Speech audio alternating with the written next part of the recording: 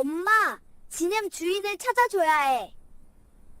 수천만 원이 든 지갑을 앞에 두고 8살 아이가 고개를 저었습니다. 월세도 밀리고 치킨도 못 사주는 가난한 엄마였지만 아들의 말에 경찰서로 향했습니다. 그런데 지갑을 찾으러 온 재벌 회장이 아이의 얼굴을 보는 순간 충격에 빠졌습니다. 창백해진 얼굴, 그리고 터져나온 눈물. 재벌 회장은 왜 처음 보는 아이 앞에서 무너진 걸까요? 이야기 시작 전 구독과 좋아요를 눌러주세요. 어디서 듣고 계신지 댓글로 알려주세요. 그곳에 따뜻한 행운이 가득하기를 바랍니다. 12월의 칼바람이 서울 골목을 휘감아 돌았습니다. 밤 10시가 넘은 시각, 허름한 감자탕집 뒷문이 삐걱하고 열렸어요. 32살 서연이 퉁퉁 부은 손을 앞치마에 문지르며 밖으로 나왔습니다. 손등이 터져 갈라진 살갗 사이로 핏물이 스며 있었어요. 뜨거운 설거지 물에 담갔다 빼기를 수백 번. 손은 이미 감각을 잃은 지 오래였죠. 하지만 서연은 손을 꾹 쥐었습니다. 아프다고 투정 부릴 여유조차 사치였으니까요. 뒷문을 닫기 전 서연은 주방 안을 한번 돌아봤습니다. 설거지통 옆에 놓인 비닐봉지가 눈에 들어왔어요. 손님들이 먹다 남긴 감자탕 뼈와 반찬을 몰래 담아둔 것이었죠. 갈비 붙은 뼈 2조각에 김치 한 줌, 시든 상추 몇 장이 전부였습니다.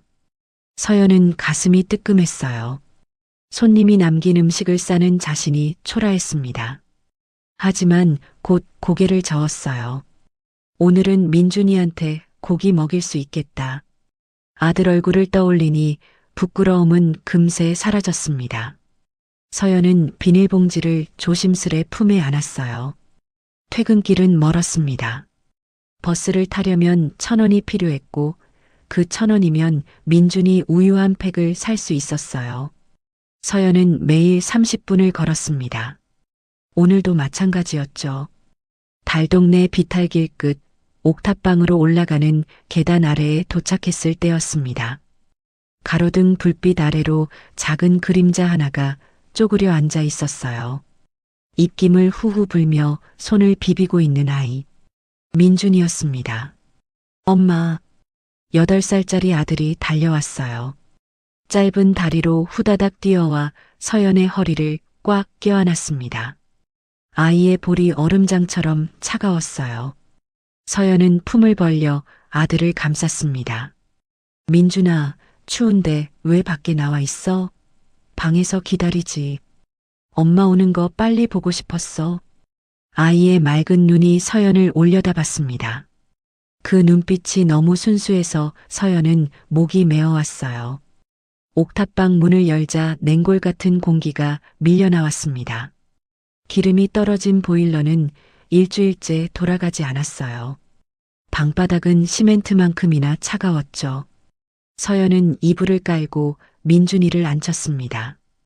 얇은 솜니불 2장을 아이 어깨에 둘둘 감아주었어요. 조금만 기다려. 엄마가 밥 데워줄게. 서연은 가져온 감자탕을 냄비에 옮겨 담고 천천히 데웠습니다. 민준이가 이불 속에서 고개를 빼꼼 내밀었습니다. 엄마, 오늘은 고기 있어? 응, 오늘은 있어. 서연은 젓가락으로 뼈에 붙은 살을 조심조심 발라냈습니다. 발라낸 고기를 민준이 밥그릇 위에 수북이 올려주었죠. 와, 진짜 고기다. 민준이의 눈이 반짝반짝 빛났습니다. 아이는 숟가락을 들고 한 입 가득 밥을 떴어요. 우물우물 씹는 모습이 너무 귀여워서 서연은 웃음이 났습니다. 서연은 자기 그릇에 뼈만 남은 국물을 떠서 먹었습니다. 고기는 전부 아이에게 주었으니까요. 하지만 상관없었어요. 아이에게 따뜻한 고기를 먹일 수 있다는 것만으로도 감사했어요. 밥을 거의 다 먹어갈 무렵이었습니다. 민준이가 갑자기 숟가락을 내려놓았어요. 엄마, 나 사실 먹고 싶은 거 있어. 서연의 손이 멈췄습니다. 아이의 목소리가 조심스럽게 가라앉아 있었거든요. 뭔데? 말해봐. 민준이가 고개를 푹 숙였습니다. 한참을 망설이다가 작은 목소리로 말했어요. 양념치킨이 먹고 싶어? 그 말을 듣는 순간 서연의 가슴에 칼이 푹 박히는 것 같았습니다. 민준이가 조심스레 엄마를 올려다봤어요. 눈치를 보는 것 같았습니다. 겨우 8살짜리 아이가 엄마한테 눈치를 보다니. 서연은 지갑을 열어봤습니다. 구겨진 1,000원짜리 3장이 전부였어요.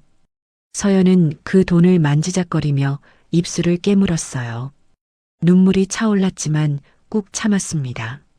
엄마가 월급 타면 꼭 사줄게. 목소리가 갈라졌어요. 말끝이 떨렸습니다. 민준이가 갑자기 환하게 웃었습니다. 꼬마 손으로 엄마의 볼을 감싸며 말했어요. 엄마, 난 괜찮아. 나 치킨 안 먹어도 돼. 엄마가 해준 감자탕이 세상에서 제일 맛있어. 아이가 밝게 웃으며 밥을 다시 떴습니다. 마지막 한 숟갈까지 깨끗이 비우고는 배를 두드렸어요. 아, 배불러. 서연은 고개를 돌렸습니다. 아이가 볼까봐 눈물을 손등으로 훔쳤어요. 가슴이 찢어지는 것 같았습니다. 저 작은 아이가 엄마를 위로하려고 거짓말을 하고 있다는 게 너무 미안했어요. 그때 휴대폰이 울렸습니다. 화면에 뜬 문자 메시지를 확인한 서연의 얼굴이 새하얗게 질렸어요. 이번 달까지 밀린 월세 안 내면 방 빼세요. 더 이상 기다릴 수 없습니다. 서연은 휴대폰을 꽉 쥐었습니다. 손이 덜덜 떨렸어요. 밀린 월세가 석 달치였습니다. 150만 원. 어디서 구해야 하지? 아르바이트를 하나 더 구해야 할 텐데. 하지만 그러면 민준이를 볼 시간이 더 없어집니다. 아이가 학교 끝나고 혼자서 밥을 먹고 혼자서 숙제를 하고 혼자서 잠드는 날이 더 많아지겠죠. 서연은 잠든 아들을 꼭 끌어안았습니다. 작고 따뜻한 체온이 온몸으로 전해져 왔어요. 엄마가 지켜줄게. 서연은 낮은 목소리로 속삭였습니다. 창문 틈으로 12월의 칼바람이 새어 들어왔습니다. 옥탑방 안은 여전히 싸늘했지만 서로를 껴안은 모자의 품만큼은 따뜻했어요. 다음 날 저녁이었습니다. 서연은 오늘도 감자탕집에서 일을 마치고 퇴근길에 올랐습니다. 오늘은 조금 일찍 끝났어요. 손님이 뜸해서 사장님이 먼저 퇴근해도 된다고 했거든요. 서연은 곧장 민준이 공부방으로 향했습니다. 무료 공부방이었지만 그래도 따뜻한 곳에서 숙제를 할 수 있어서 감사했죠. 공부방 문을 열자 민준이가 환하게 웃으며 달려왔습니다. 오늘 공부 열심히 했어? 응. 선생님이 받아쓰기 100점이래. 민준이가 자랑스럽게 받아쓰기 시험지를 펼쳐 보였어요. 빨간 펜으로 동그라미가 가득 쳐져 있었습니다. 서연은 아들의 머리를 쓰다듬어 주었어요. 우리 민준이 최고다. 엄마 아들이 제일 똑똑해. 공부방을 나서자 칼바람이 볼을 때렸습니다. 그리고 천천히 걷기 시작했어요. 가로등 불빛이 하얀 눈 위에 노랗게 번져 있었죠. 그때였습니다. 전봇대 아래 무언가가 눈에 띄었어요. 검은색 물체가 하얀 눈 위에 떨어져 있었습니다. 서연은 걸음을 멈추고 그것을 집어들었어요. 지갑이었습니다. 만져보니 부드럽고 고급스러운 촉감이 느껴졌습니다. 엄마, 그게 뭐야? 지갑이네. 누가 떨어뜨렸나 봐. 서연은 주위를 둘러봤습니다. 골목에는 아무도 없었어요. 서연은 지갑을 열어봤습니다. 신분증을 확인해서 주인을 찾아줘야겠다는 생각이었어요. 그런데 지갑을 여는 순간 서연의 눈이 휘둥그레졌습니다. 5만 원권 지폐가 빼곡히 들어 있었어요. 1장, 2장, 3장. 세기가 힘들 정도였습니다. 30장은 좋게 넘어 보였어요. 그뿐만이 아니었습니다.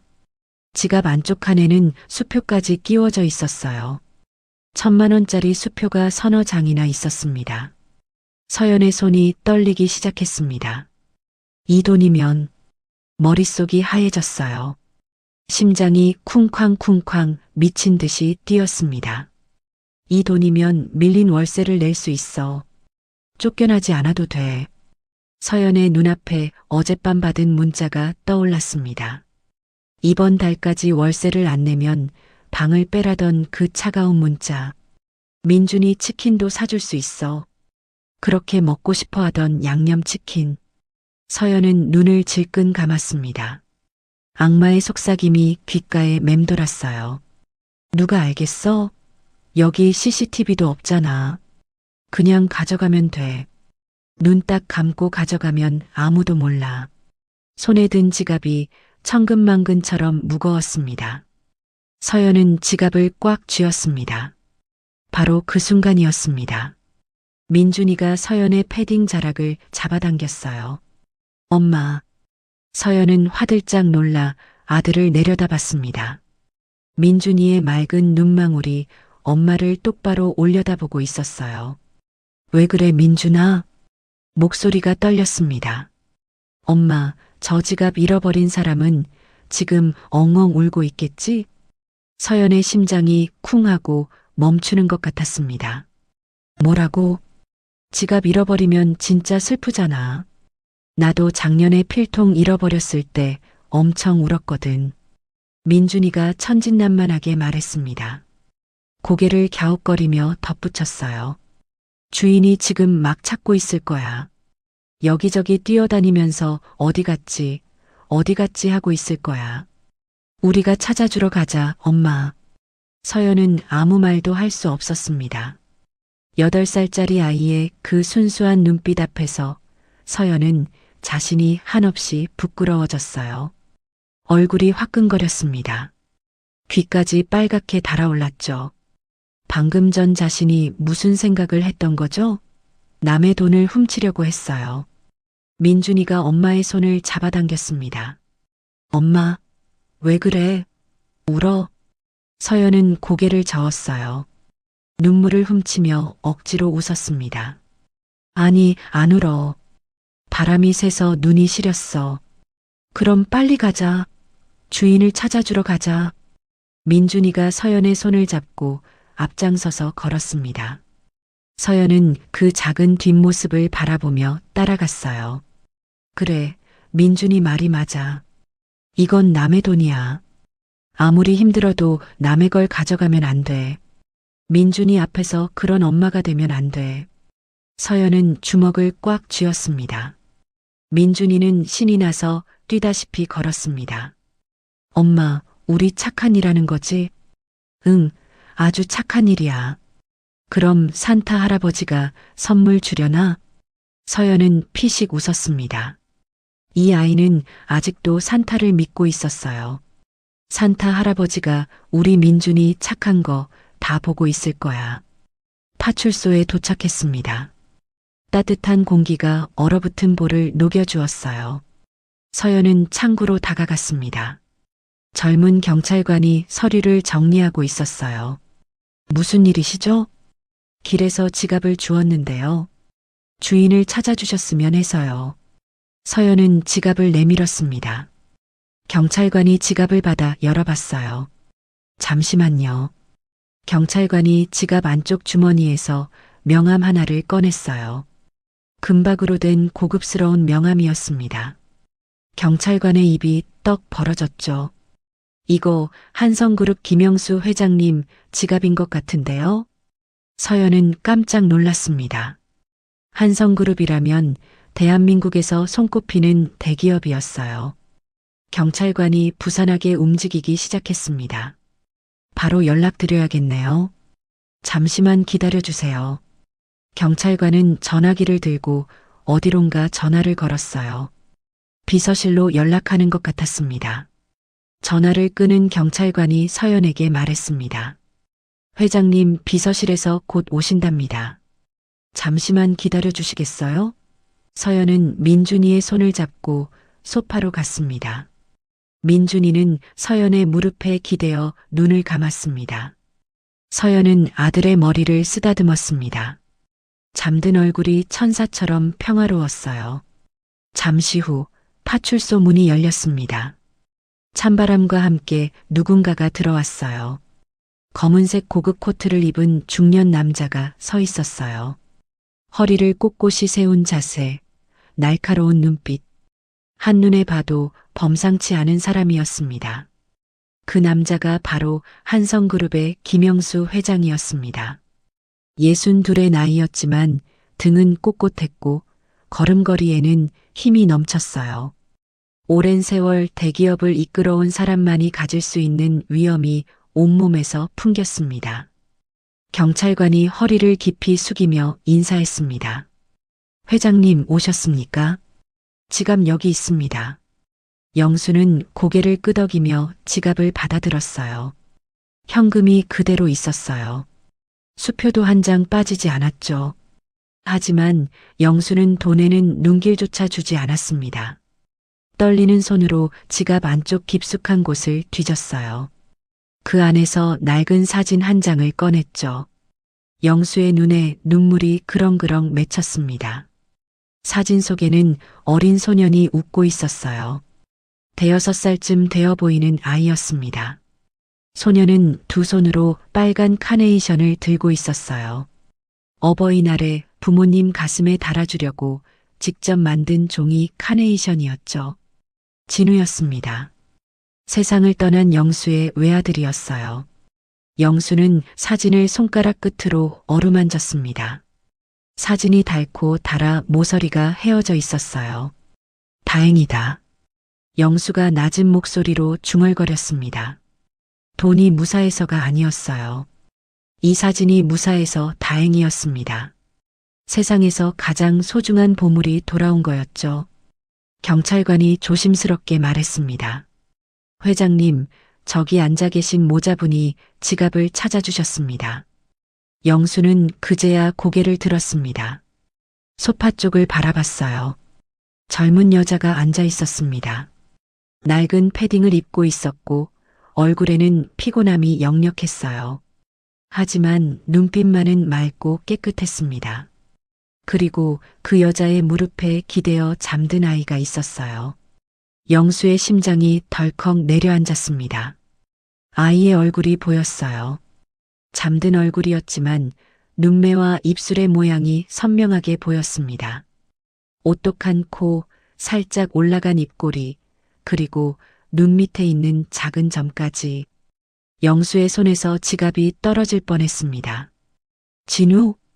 영수는 자신도 모르게 한 발짝 앞으로 나갔습니다. 서연이 눈치를 채고 자리에서 일어났습니다. 잠든 민준이를 안아 올렸어요. 아이가 잠결에 칭얼거렸습니다. 영수는 멍하니 서서 민준을 바라보고 있었습니다. 서연이 불안한 표정으로 영수를 올려다봤습니다. 이 노인이 왜 자신의 아들을 저렇게 뚫어지게 쳐다보는 걸까요? 영수가 정신을 차렸습니다.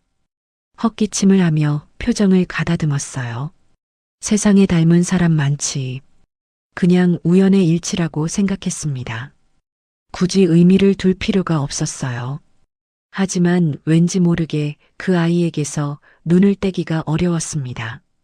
저 살해를 하겠습니다. 목소리가 갈라졌습니다. 원하시는 게 있으면 말씀하세요. 뭐든지 해드리겠습니다. 서연이 고개를 저었습니다. 아닙니다. 살해 받으러 온 거 아니에요. 아이가 주인분이 슬퍼할 거라고 해서 온 겁니다. 영수의 눈이 커졌습니다. 이 가난해 보이는 모자가 수천만 원이 든 지갑을 그냥 돌려주러 왔다고요? 그것도 어린아이의 말 한마디 때문에. 영수는 다시 민준이를 바라봤습니다. 아이가 눈을 비비며 깨어나고 있었어요. 엄마, 다 끝났어? 응, 주인 아저씨 왔어. 민준이가 고개를 돌려 영수를 바라봤습니다. 맑은 눈망울이 영수와 마주쳤어요. 영수의 심장이 쿵 하고 뛰었습니다. 아이의 눈이 진우와 똑같았어요. 까만 눈동자, 초롱초롱한 눈빛, 그리고 순수하게 웃는 눈웃음까지. 영수는 목이 메어 말이 나오지 않았어요. 그럼 저희는 이만 가볼게요. 늦었거든요. 영수는 정신이 번쩍 들었습니다. 잠깐만요. 서연이 발걸음을 멈췄어요. 영수가 다급하게 말했습니다. 이대로 가시면 안 됩니다. 제 마음이 너무 편치 않아요. 밥이라도 한 끼 대접해 주세요. 서연이 고개를 저었습니다. 아니에요, 괜찮습니다. 그 말이 끝나자마자였습니다. 꼬르륵. 파출소 안에 천둥 같은 소리가 울렸어요.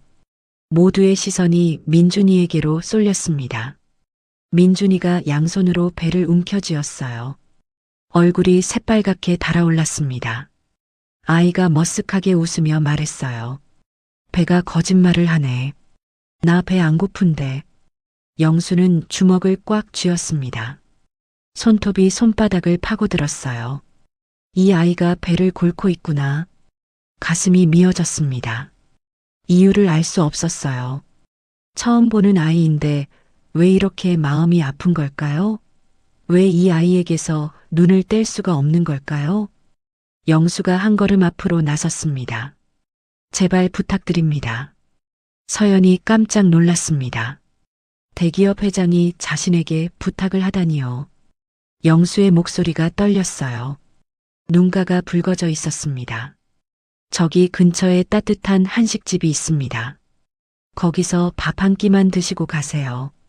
제가 아무것도 안 드리면 오히려 죄책감이 남아서요. 서연은 망설였습니다. 하지만 민준이의 배고픈 얼굴을 보니 거절할 수가 없었어요. 그럼 정말 밥만 먹고 가겠습니다. 영수의 얼굴에 안도의 빛이 스쳤습니다. 비서에게 고개를 돌렸어요. 근처에 가장 좋은 한식집으로 안내해라.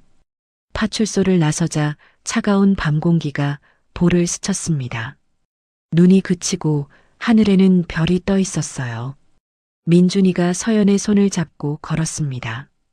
작은 발로 뽀드득 뽀드득 눈을 밟으며 걸었죠. 영수는 그 뒷모습을 바라봤습니다. 작은 어깨, 짧은 다리, 그리고 엄마 손을 꼭 잡은 모습. 진우도 어릴 때 저랬어요.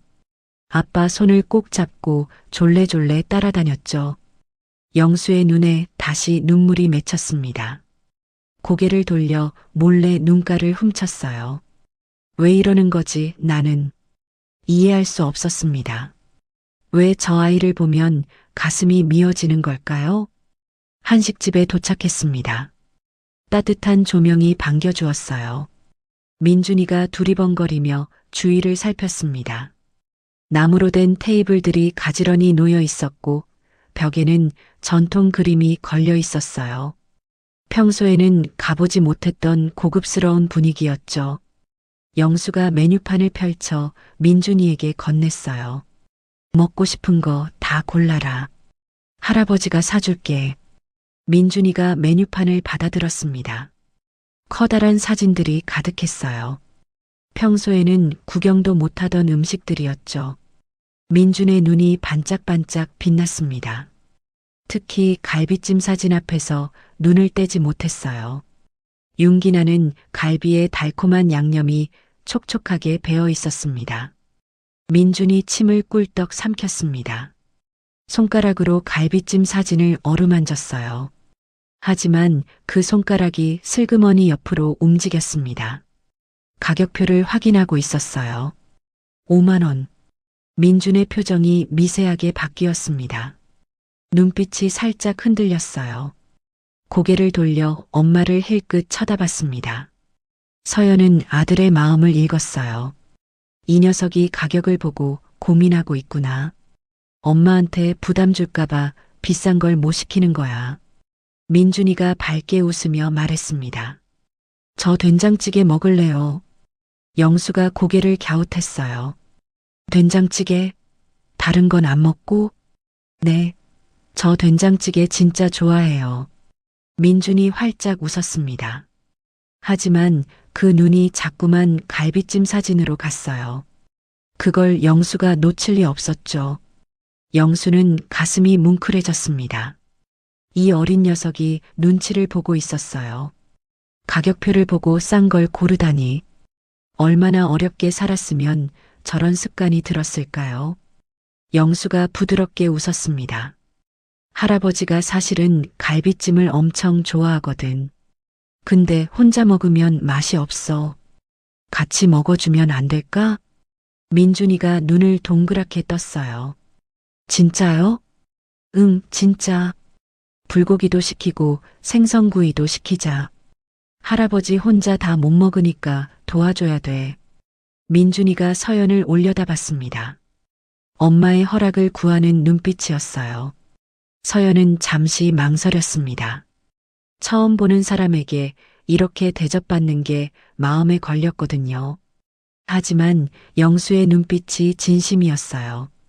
정말로 아이에게 밥을 먹이고 싶어 하는 것 같았습니다. 서연이 고개를 끄덕였어요. 고맙습니다. 잘 먹겠습니다. 영수가 종업원을 불러 주문했습니다.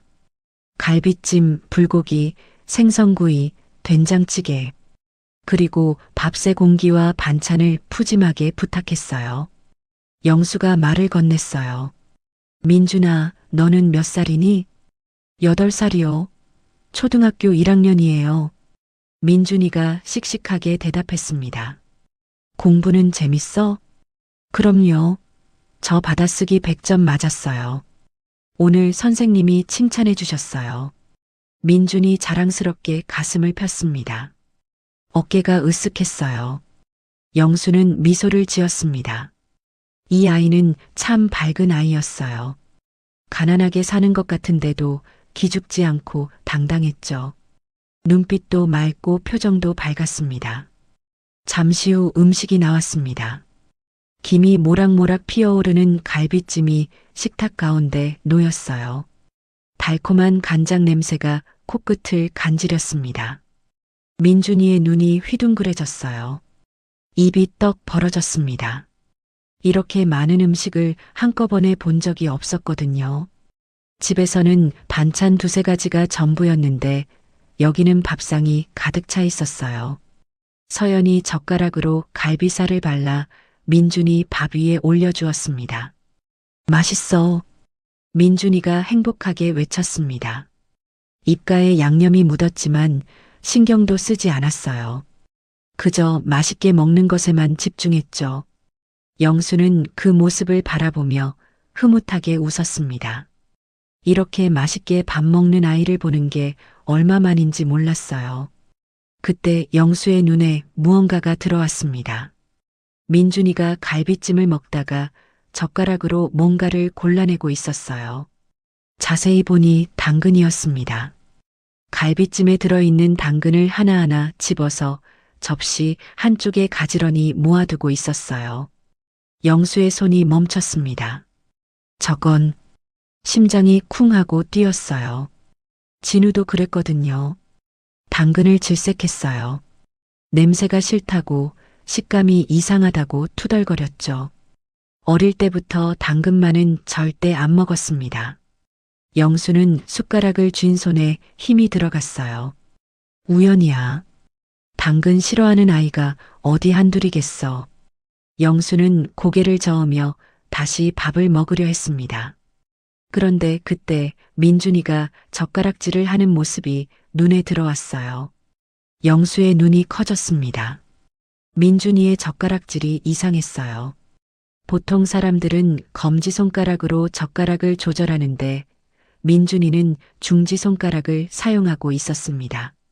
검지는 살짝 펴져 있고 중지로 젓가락을 눌러서 움직이고 있었어요. 영수는 숟가락을 놓쳤습니다. 쨍그랑 소리가 났어요. 죄송합니다. 영수가 얼른 숟가락을 집어들었습니다. 손이 미세하게 떨리고 있었어요. 설마, 진우도 저랬거든요. 어릴 때부터 젓가락질이 독특했어요. 검지 대신 중지를 사용하는 버릇이 있었죠. 영수가 몇 번이나 고쳐주려 했지만 소용없었어요. 결국 성인이 될 때까지 그 버릇이 그대로였습니다. 영수는 민준이를 뚫어지게 바라봤습니다. 왼쪽 눈 밑에 점, 당근을 골라내는 버릇, 독특한 젓가락질. 세상에 이렇게 닮을 수가 있나? 영수의 심장이 빠르게 뛰기 시작했어요. 머릿속이 복잡해졌습니다. 서연이 영수의 표정 변화를 눈치챘어요. 저기 괜찮으세요? 영수가 정신을 차렸습니다. 헛기침을 하며 표정을 가다듬었어요. 괜찮습니다. 그냥 좀 피곤해서요. 영수는 다시 밥을 먹는 척했습니다. 하지만 음식이 목구멍으로 넘어가지 않았어요. 온 신경이 민준이에게 가 있었거든요. 진정해. 그냥 우연의 일치야. 세상에 닮은 사람이 얼마나 많은데. 영수는 스스로를 타일렀습니다. 하지만 가슴 한구석에서 무언가가 꿈틀거렸어요. 무시하려 해도 무시할 수 없는 이상한 느낌이었죠. 식사가 거의 끝나갈 무렵이었습니다. 영수가 조심스럽게 입을 열었어요. 실례가 안 된다면 하나만 여쭤봐도 될까요? 서연이 고개를 들었습니다. 네, 말씀하세요. 아이 아버지는 어디 계십니까? 서연의 표정이 살짝 굳었어요. 젓가락을 든 손에 힘이 들어갔습니다. 잠시 침묵이 흘렀어요. 서연은 밥그릇을 내려다보며 낮은 목소리로 대답했습니다. 없어요. 아이 태어나기 전에 헤어졌어요. 영수는 숨을 들이켰어요. 헤어지셨다니요?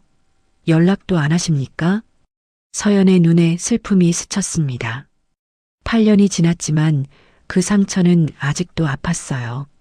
제가 임신한 걸 알자마자 저를 떠났어요. 그 뒤로 연락이 안 되더라고요. 서연의 목소리가 떨렸습니다. 영수는 가만히 듣고 있었습니다. 가슴이 먹먹해졌어요. 그래도 민준이가 있어서 버텼어요. 이 아이가 없었으면 저도 어떻게 됐을지 몰라요. 서연이 민준이의 머리를 쓰다듬었습니다. 민준이는 밥을 먹느라 정신이 팔려 있었어요. 영수는 생각에 잠겼습니다. 아이가 8살, 8년 전에 임신한 걸 알자마자 남자가 떠났다고. 8년 전이면 진우가 죽던 해였어요. 연락이 갑자기 끊겼다고. 영수의 머릿속에서 무언가가 스쳐 지나갔습니다. 하지만 확신할 수 없었어요. 그냥 막연한 느낌일 뿐이었죠. 설마 그럴 리가.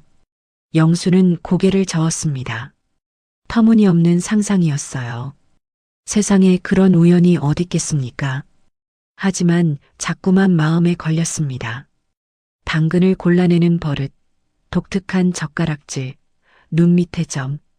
하나하나가 진우와 너무 비슷했어요. 식사를 마쳤습니다. 영수가 명함을 꺼내 서연에게 건넸습니다. 제 명함입니다. 혹시 어려운 일 있으면 언제든 연락 주세요. 서연이 손을 저었어요. 아니에요. 저희는 괜찮습니다. 그래도 받아두세요. 오늘 은혜를 갚을 기회를 주셔야죠. 서연은 망설이다가 명함을 받았습니다. 금박으로 찍힌 글씨가 눈에 들어왔어요. 한성그룹 회장 김영수. 영수가 비서에게 댁까지 모셔다 드리라고 말했어요. 서연이 손사래를 치며 거절했어요. 하지만 영수는 아이가 감기 걸릴 수도 있다며 단호하게 말하자 서연은 더 이상 거절하기 어려웠어요. 차가 달동네 골목 앞에 멈췄습니다. 좁은 골목이라 더 이상 들어갈 수 없었어요. 비탈길 위로 낡은 옥탑방이 보였습니다. 지붕에는 하얀 눈이 쌓여 있었고 창문은 어둡게 꺼져 있었어요. 영수는 그 모습을 보며 가슴이 아팠습니다. 저런 곳에서 이 모자가 살고 있었구나. 건물은 허름했어요. 벽에는 금이 가 있었고 계단은 삐걱거릴 것처럼 낡아 있었습니다. 추운 겨울에 저 옥탑방이 얼마나 추울지 짐작이 갔어요. 서연이 차에서 내리며 인사했습니다. 오늘 정말 감사했습니다. 밥도 잘 먹었고 집까지 태워다 주시고. 민준이 꾸벅 인사했어요. 할아버지 감사합니다. 갈비찜 진짜 맛있었어요.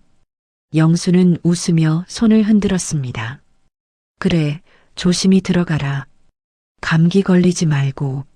모자가 비탈길을 올라갔습니다. 작은 두 그림자가 눈 속으로 점점 멀어져 갔어요. 민준이가 중간에 뒤를 돌아보며 손을 흔들었습니다.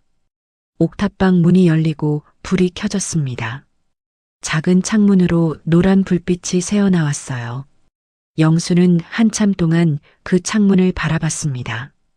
그날 밤 집으로 돌아온 영수는 안방으로 향했습니다. 문을 살짝 열어봤어요.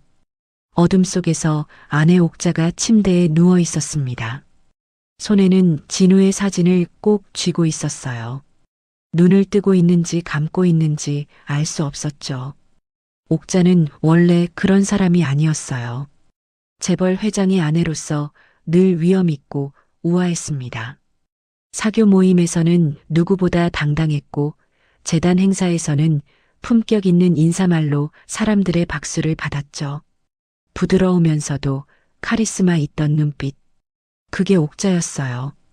진우는 옥자가 24세 낳은 첫 아들이었습니다. 임신 중에 몸이 많이 안 좋았어요.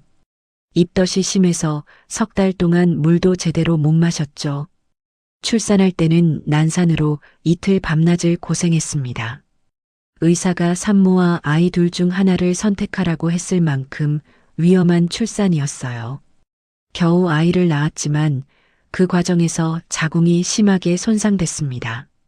의사는 다시는 아이를 가질 수 없다고 했어요. 그렇게 목숨 걸고 낳은 진우는 옥자의 처음이자 마지막 아이가 됐습니다. 세상에 둘도 없는 귀한 외동아들이었어요. 하지만 그 아들을 잃은 뒤로 그 모든 게 사라졌어요.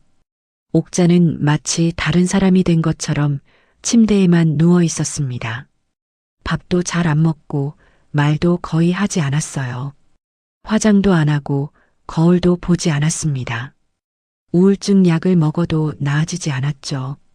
한때 그토록 빛나던 사람이 삶의 의욕을 완전히 잃어버린 거였습니다. 영수는 조용히 문을 닫았어요.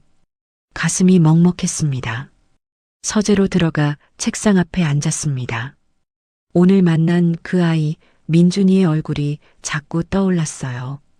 당근을 골라내던 모습, 중지로 젓가락질하던 버릇, 눈 밑의 점. 진우와 닮은 점이 한두 가지가 아니었습니다. 다음 날 아침이었습니다. 영수는 출근하자마자 비서실장을 호출했어요. 어제 만난 여자 이서연에 대해 샅샅이 조사하라고 지시했습니다. 신상 정보는 물론이고 어디서 학교를 다녔는지, 과거에 누구와 사귀었는지까지 전부 알아오라고 했죠. 비서실장은 의아했지만 묻지 않았습니다. 회장님이 이렇게 지시하는 데는 이유가 있을 거라고 생각했어요. 며칠이 지났습니다. 영수는 매일 보고를 기다렸어요. 회의 중에도 멍하니 창밖을 바라보곤 했습니다. 서류를 봐도 글씨가 눈에 들어오지 않았죠. 그리고 나흘째 되는 날 오후였습니다. 비서실장이 두꺼운 서류 봉투를 들고 회장실로 들어왔어요. 조사 결과가 나왔다고 보고했습니다. 영수의 심장이 쿵 뛰었습니다. 떨리는 손으로 봉투를 받아들었어요. 비서실장을 내보낸 뒤 봉투를 열었습니다. 서류 뭉치가 쏟아져 나왔어요. 이서연의 주민등록 정보, 학력사항, 직장 경력, 꼼꼼하게 조사된 내용이었습니다. 영수는 한 장 한 장 넘겨봤어요. 이서연 1992년생, 한국대학교 경영학과 졸업. 영수의 손이 멈췄습니다. 한국대학교, 진우도 그 학교를 다녔어요. 같은 경영학과였죠. 영수의 심장이 빠르게 뛰기 시작했습니다. 떨리는 손으로 다음 장을 넘겼어요. 그리고 영수의 눈이 휘둥그레졌습니다. 사진이 있었어요. 대학교 캠퍼스에서 찍은 사진이었습니다. 젊은 남녀가 다정하게 웃고 있었어요. 여자는 서연이었습니다. 지금보다 어리고 밝은 표정이었죠. 그리고 그 옆에 남자. 영수의 손에서 서류가 떨어졌습니다. 진우였어요. 죽은 아들 진우가 서연의 어깨를 감싸고 환하게 웃고 있었습니다.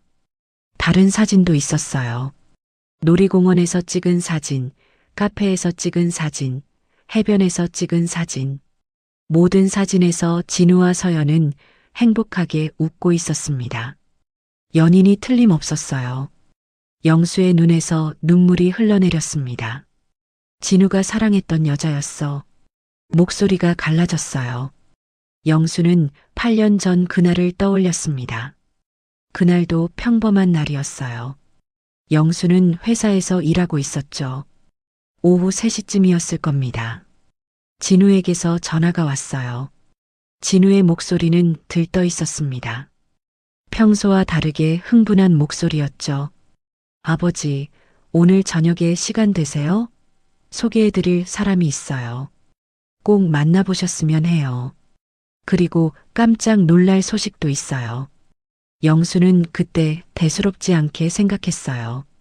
그래, 알았다. 저녁에 보자. 그게 아들과 나눈 마지막 대화였습니다. 2시간 뒤 영수는 경찰에게서 전화를 받았어요. 아들이 교통사고를 당했다는 소식이었습니다. 트럭과 충돌해서 병원으로 실려갔다고 했죠. 영수가 병원에 도착했을 때 진우는 이미 숨을 거둔 뒤였습니다. 영수는 그날 이후로 평생 후회하며 살았어요. 마지막 전화에서 왜 더 다정하게 말하지 못했을까? 소개해주고 싶은 사람이 누구였는지 왜 물어보지 않았을까? 깜짝 놀랄 소식이 뭐였는지 왜 확인하지 않았을까? 그런데 이제야 알게 됐습니다. 진우가 소개해주고 싶었던 사람. 그게 바로 서연이었어요. 진우는 서연과 결혼하고 싶었던 거예요. 아버지에게 허락을 받으러 오다가 사고를 당한 거였죠. 그리고 깜짝 놀랄 소식. 영수는 갑자기 깨달았습니다. 심장이 쿵 하고 내려앉았어요. 민준이가 8살이었습니다. 8년 전에 태어났다는 뜻이었죠. 진우가 죽기 직전 서연은 이미 임신 중이었던 거예요. 깜짝 놀랄 소식. 그건 아이를 가졌다는 소식이었습니다. 진우는 아버지에게 연인을 소개하고 아이가 생겼다는 기쁜 소식을 전하려고 했던 거예요. 결혼 허락을 받으러 달려오다가 그만 사고를 당한 거였죠. 영수는 주먹으로 가슴을 쳤습니다. 숨이 막혀왔어요. 가슴이 찢어지는 것 같았습니다. 내가 죄인이야. 며느리랑 손주가 저 고생을 하는 줄도 모르고 진우는 아빠가 되는 기쁨을 느껴보지도 못하고 죽었어요. 아들의 얼굴도 보지 못하고 세상을 떠났습니다.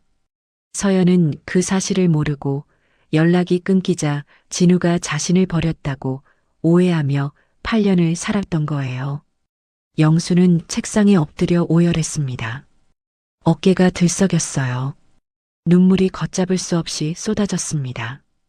그리고 영수는 벌떡 일어났어요. 코트를 집어들었습니다.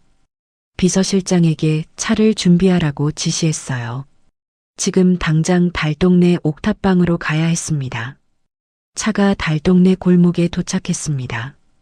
영수는 차에서 내려 비탈길을 뛰어 올라갔어요. 옥탑방 앞에 도착했을 때 영수는 귀를 의심했어요. 고함 소리가 들렸습니다. 이번 달까지라고 했잖아. 당장 돈 내놔. 중년 남자의 목소리였어요. 집주인인 것 같았습니다.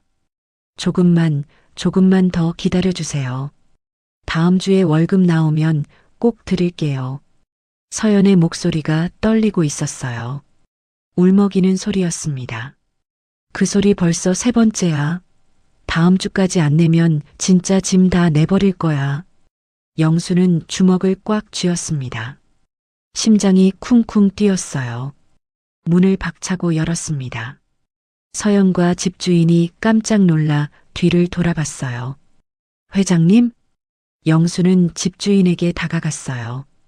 차가운 눈빛으로 쏘아보며 밀린 월세가 얼마냐고 물었습니다. 영수의 목소리는 낮고 위압적이었어요. 집주인이 움찔하며 150만 원이라고 대답했습니다. 영수는 지갑을 꺼냈어요. 5만 원권을 세어서 집주인에게 내밀었습니다. 여기 300만 원이요. 밀린 월세하고 다음 달 치까지.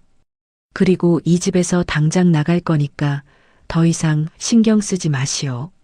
집주인은 돈을 받아들고 멍하니 서 있었어요. 무슨 상황인지 이해하지 못하는 표정이었죠. 영수가 빨리 가라고 하자 집주인은 허겁지겁 계단을 내려갔습니다.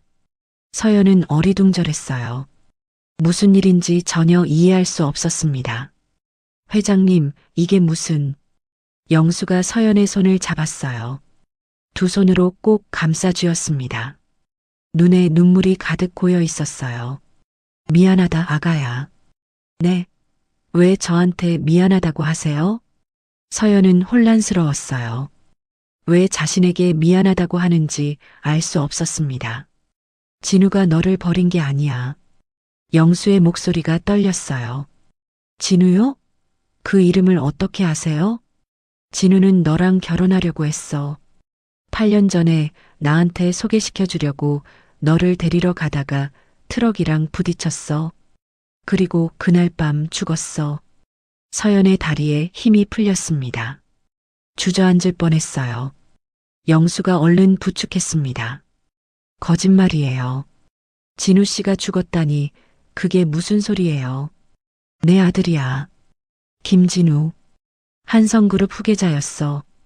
8년 전 교통사고로 세상을 떠났어. 서연은 믿을 수 없었어요. 머릿속이 하얘졌습니다. 진우가 전화로 그랬어. 소개해드릴 사람이 있다고. 깜짝 놀랄 소식도 있다고. 그게 너였어. 그리고 깜짝 소식은 아이가 생겼다는 거였지. 서연의 눈에서 눈물이 쏟아졌습니다.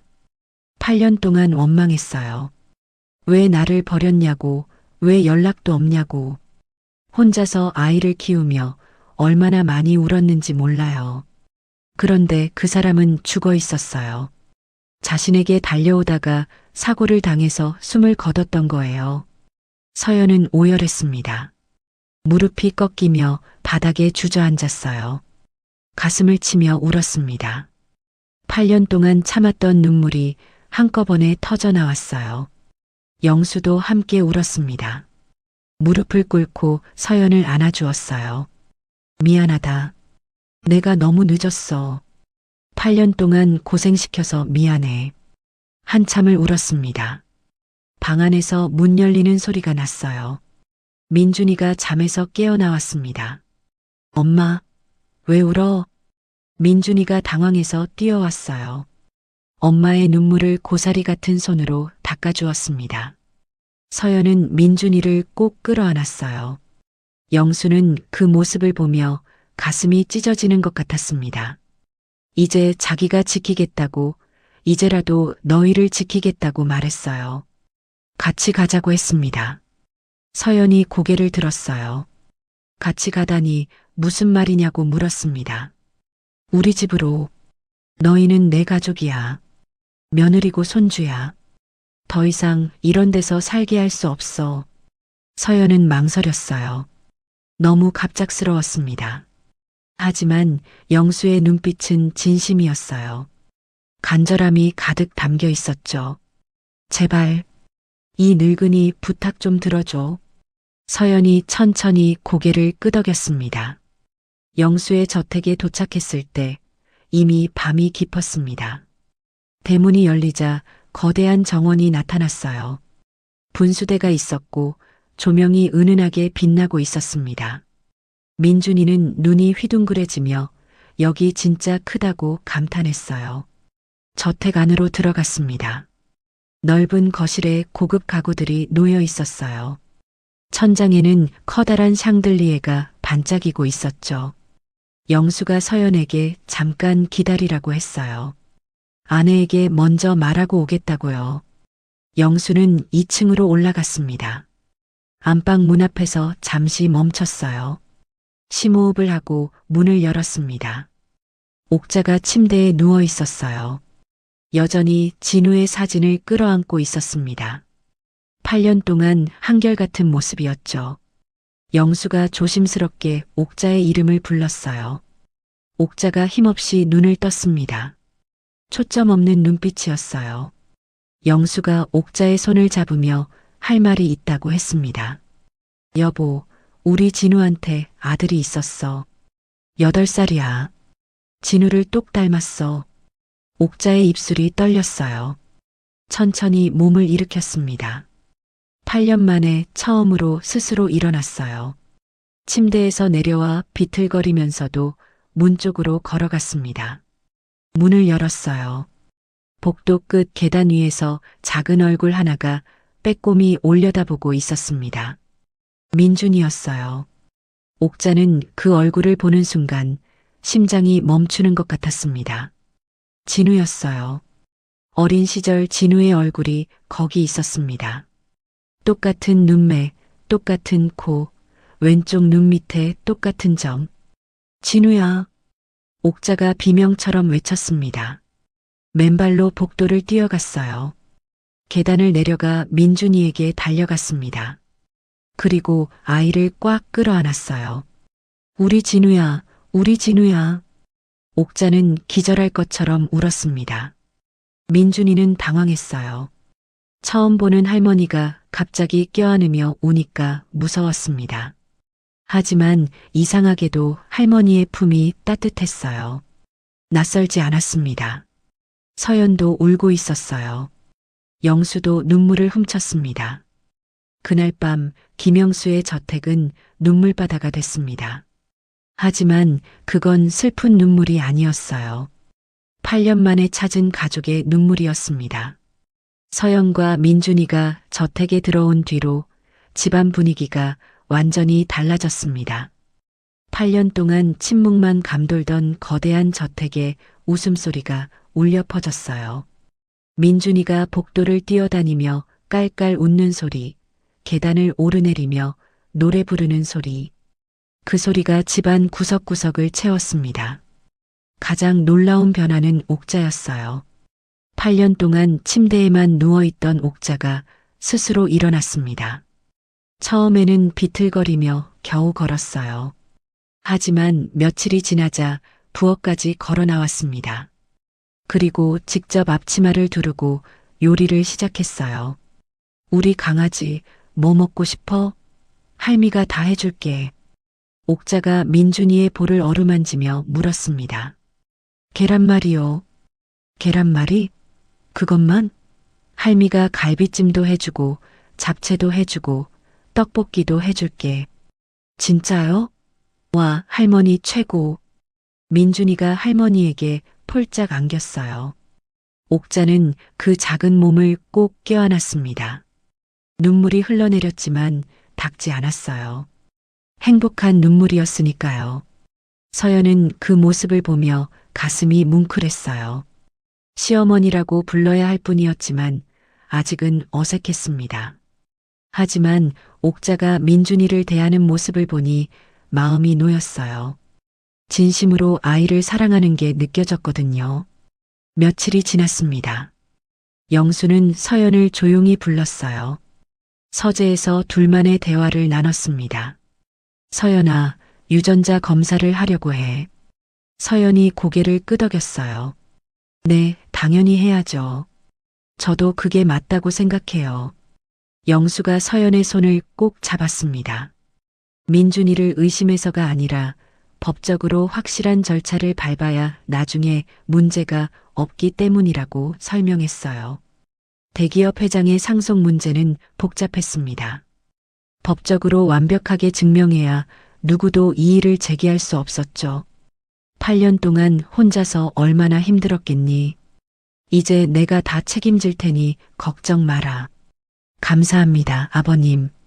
유전자 검사를 위해 병원에 다녀왔습니다. 결과는 일주일 뒤에 나온다고 했어요. 그런데 이 소식이 원치 않는 귀에 들어갔습니다. 한성그룹 부회장 김종수, 영수의 사촌 동생이었어요.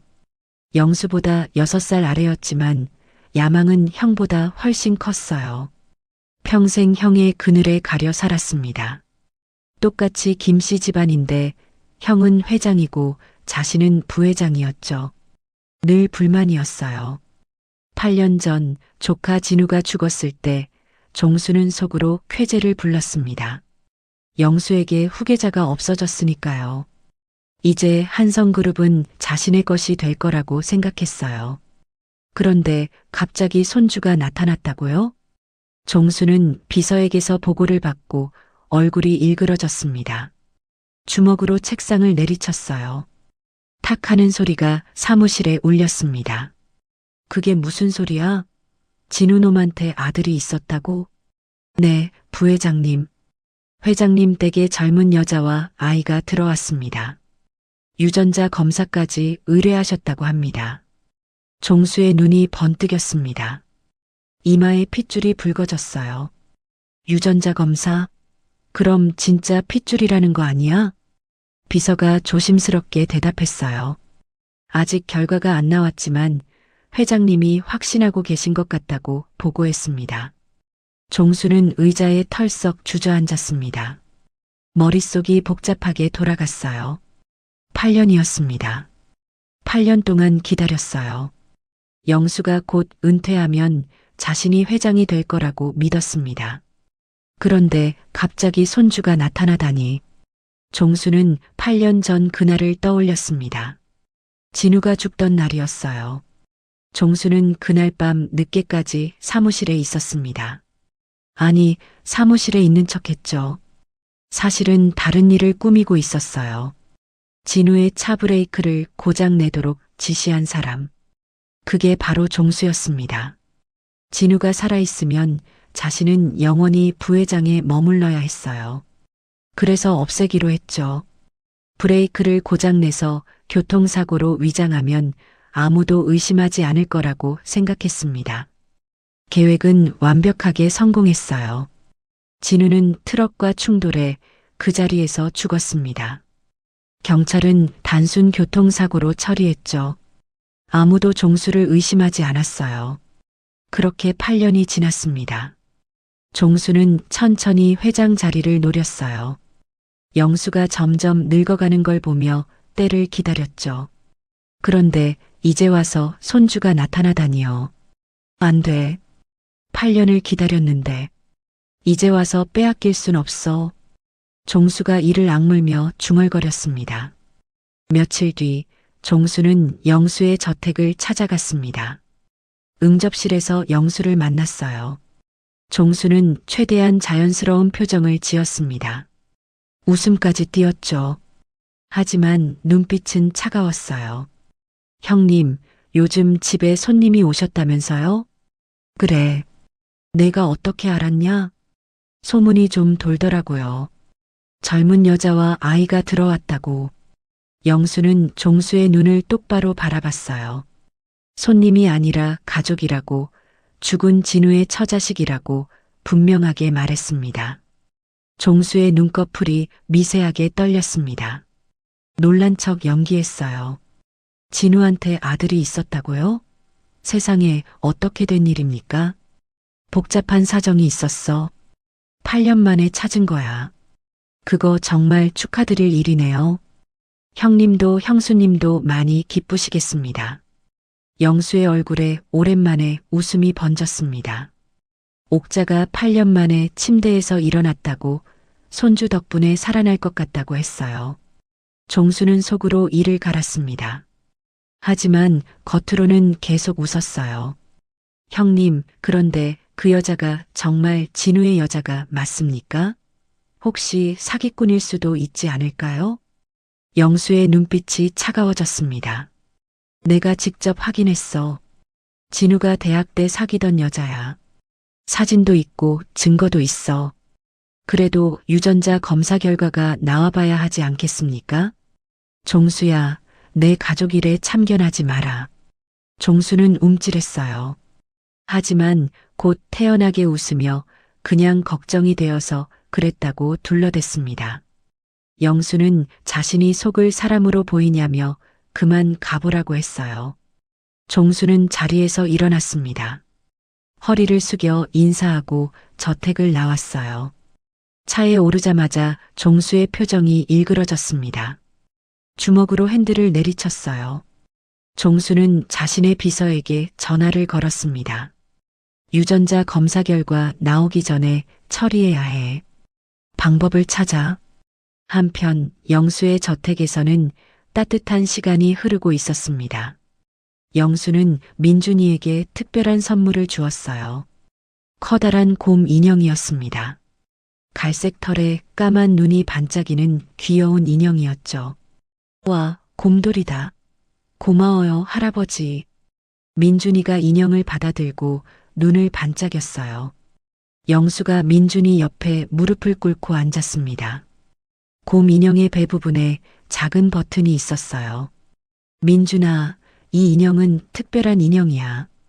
이 버튼을 살짝 한 번만 누르면 노래가 나와. 영수가 버튼을 꾹 눌렀습니다. 그러자 인형에서 노랫소리가 흘러나왔어요. 남자의 목소리였습니다. 부드럽고 따뜻한 목소리였어요. 자장가 같은 노래를 부르고 있었습니다. 영수의 눈에 눈물이 맺혔어요. 그건 진우의 목소리였습니다.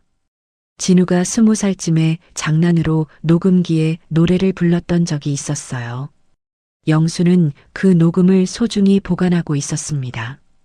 그리고 인형 회사에 부탁해서 곰 인형 안에 그 녹음을 넣어달라고 했어요. 민준아, 이게 내 아빠 목소리야. 아빠요? 이게 진짜 아빠 목소리예요? 응. 아빠가 옛날에 불렀던 노래야. 이제 민준이가 보고 싶을 때마다 들을 수 있어. 민준이는 곰 인형을 꼭 껴안았어요. 작은 손으로 인형의 배를 어루만졌습니다. 아빠. 민준이가 작은 목소리로 불렀어요. 태어나서 한 번도 불러보지 못했던 단어였습니다. 엄마에게 아빠 얘기를 물으면 늘 슬픈 표정을 지었거든요. 그래서 묻지 않았어요. 그런데 이제 아빠 목소리를 들을 수 있게 됐습니다. 민준이의 눈에서 눈물이 한 방울 떨어졌어요. 영수가 얼른 민준이를 안아주었습니다. 울지 마, 민준아. 아빠가 하늘에서 보고 있을 거야. 항상 민준이를 사랑해. 영수가 민준이에게 한 가지를 더 알려주었어요. 버튼을 길게 꾹 누르면 녹음이 시작되고 민준이가 하고 싶은 말을 녹음해서 나중에 들을 수도 있다고 했습니다. 길게 누르면 녹음, 짧게 누르면 아빠 노래. 알겠어요. 민준이는 그날부터 곰 인형을 보물처럼 껴안고 다녔어요. 밥 먹을 때도 잠잘 때도 절대 놓지 않았습니다. 옥자도 가끔 그 노래를 듣고 싶어 했어요. 민준이가 버튼을 누르면 옥자는 눈을 감고 노래를 들었습니다.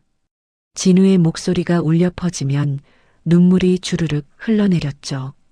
우리 진우야. 20살 때 목소리 그대로구나. 엄마는 이렇게 나이를 먹었는데. 옥자가 인형을 어루만지며 중얼거렸어요. 그런데 이 행복한 시간을 방해하는 사람이 있었습니다.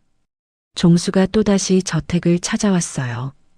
이번에는 영수가 회사에 간 틈을 노렸습니다.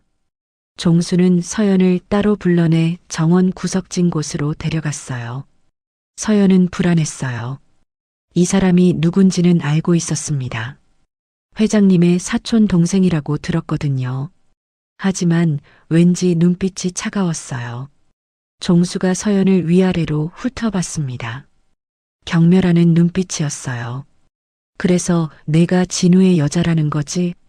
어디서 굴러먹다가 이제야 나타난 거야? 서연의 손이 부들부들 떨렸어요. 억울했습니다. 하지만 참아야 했어요. 저는 그런 사람이 아닙니다. 8년 동안 코빼기도 안 비치다가 갑자기 나타났어? 돈 보고 들어온 거 다 안다. 쥐 죽은 듯이 있다가 조용히 나가. 안 그러면 내 인생 끝장나는 거야. 서연은 입술을 꽉 깨물었어요. 눈물이 차올랐지만 참았습니다. 마침 그때 저 멀리서 민준이가 뛰어오고 있었어요. 엄마, 할머니가 떡볶이 만들어주셨어. 빨리 와. 서연은 억지로 미소를 지었습니다. 종수에게 인사도 하지 않고 자리를 떠났어요. 등 뒤에서 종수의 차가운 시선이 느껴졌습니다. 소름이 돋았어요. 하지만 서연은 참았습니다.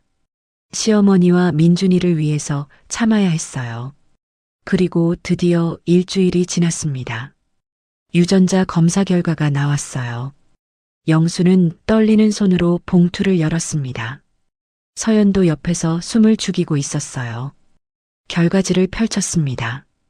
친자 일치 확률 99.99%. 맞아. 역시 우리 핏줄이야. 영수의 눈에서 눈물이 왈칵 쏟아졌어요. 옥자에게 달려갔습니다. 민준이가 진짜 손주라고 유전자 검사 결과 나왔다고 외쳤어요. 옥자가 결과지를 받아들었어요. 손이 덜덜 떨렸습니다. 99.99%라는 숫자가 선명하게 보였어요. 옥자가 두 손을 모으고 기도했습니다. 눈물이 볼을 타고 흘러내렸어요.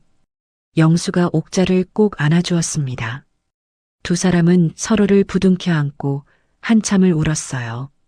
서연도 울고 있었습니다. 이제 진짜 가족이 된 거였어요. 그날 저녁 영수는 변호사를 불렀습니다. 유언장을 수정하기 위해서였어요. 한성그룹의 모든 재산을 민준이에게 상속하겠다고 했습니다. 변호사가 서류를 작성하는 동안 옥자는 민준이를 씻기고 새 잠옷을 입혀주었어요. 옥자가 민준이의 이마에 뽀뽀를 했습니다. 이제 죽어도 여한이 없다. 손주 얼굴 봤으니까. 할머니 죽으면 안 돼. 오래오래 같이 살아야지. 민준이가 할머니의 볼을 쓰다듬었어요. 옥자의 눈에서 또 눈물이 흘렀습니다. 이번엔 정말 행복한 눈물이었어요. 하지만 이 모든 대화를 듣고 있는 사람이 있었습니다. 종수의 신복이 저택 근처에 숨어서 도청 장치로 대화를 엿듣고 있었어요. 그리고 그 내용을 종수에게 보고했습니다. 종수는 보고를 듣고 이를 악물었어요.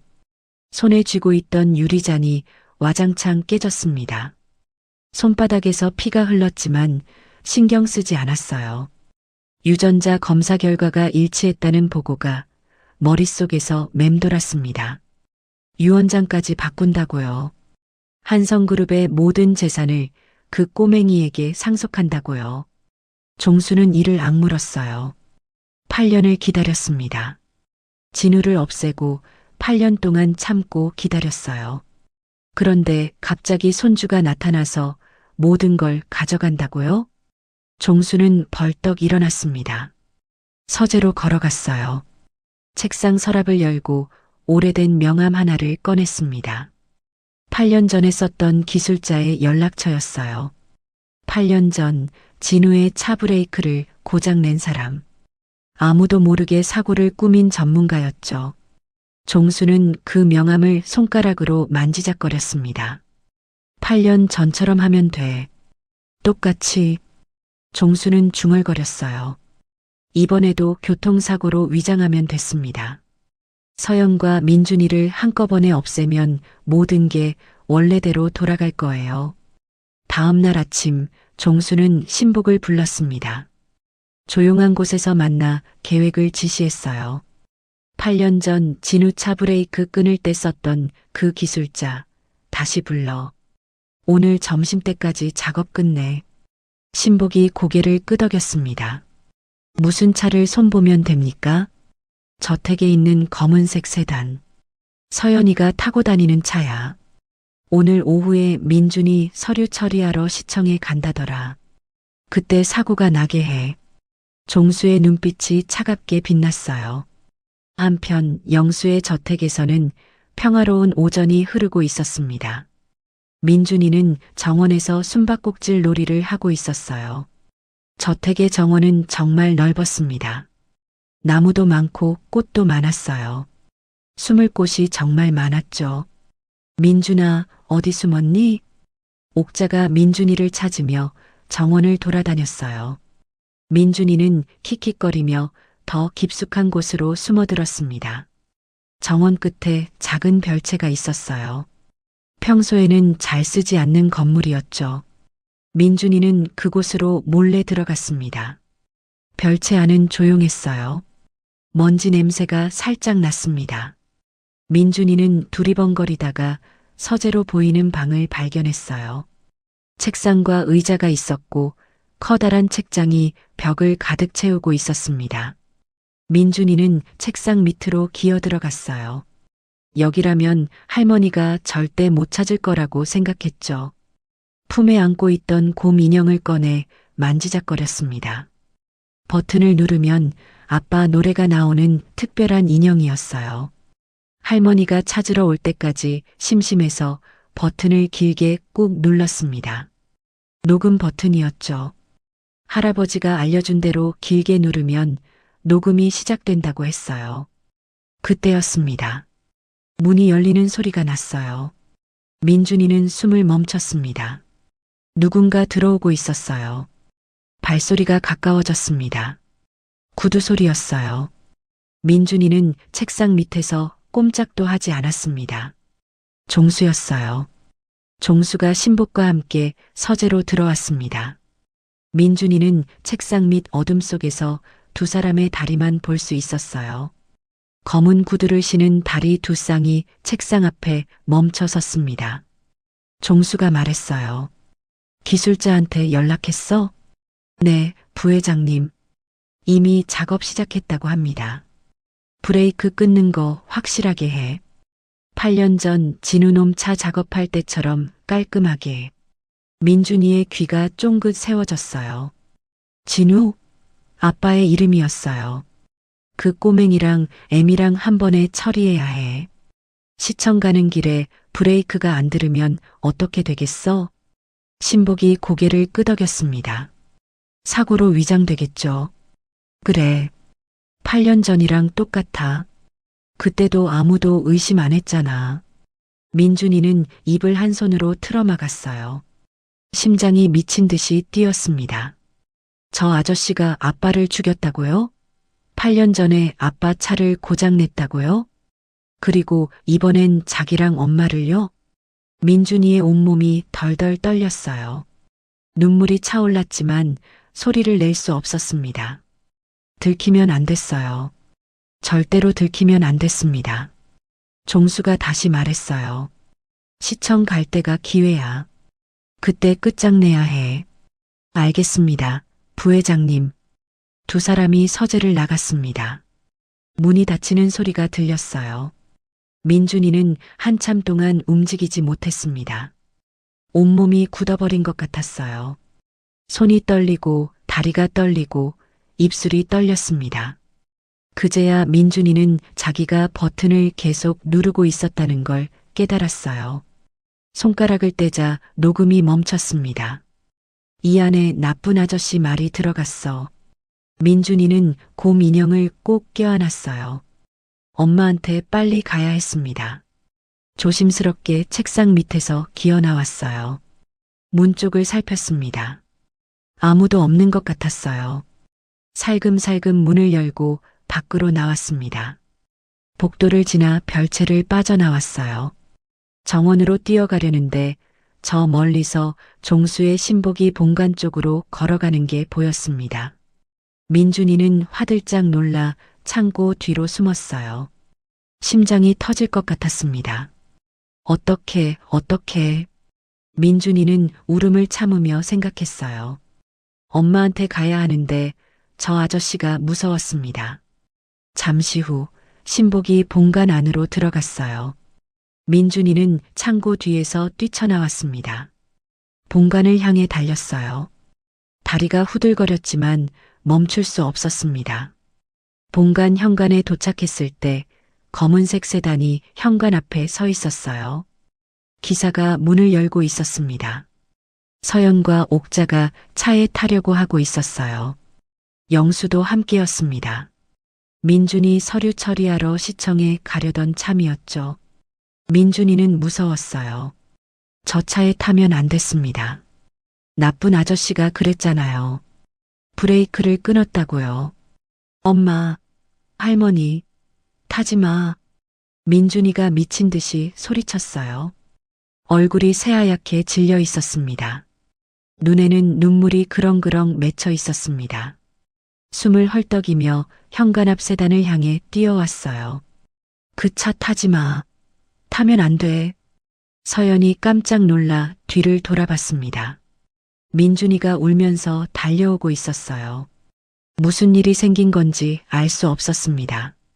민준이가 차 문 앞에 도착해서 두 팔을 벌렸어요.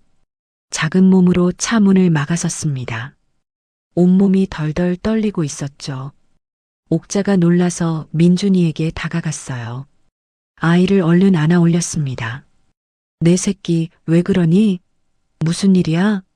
민준이는 할머니 품에 안겨 울음을 터뜨렸어요.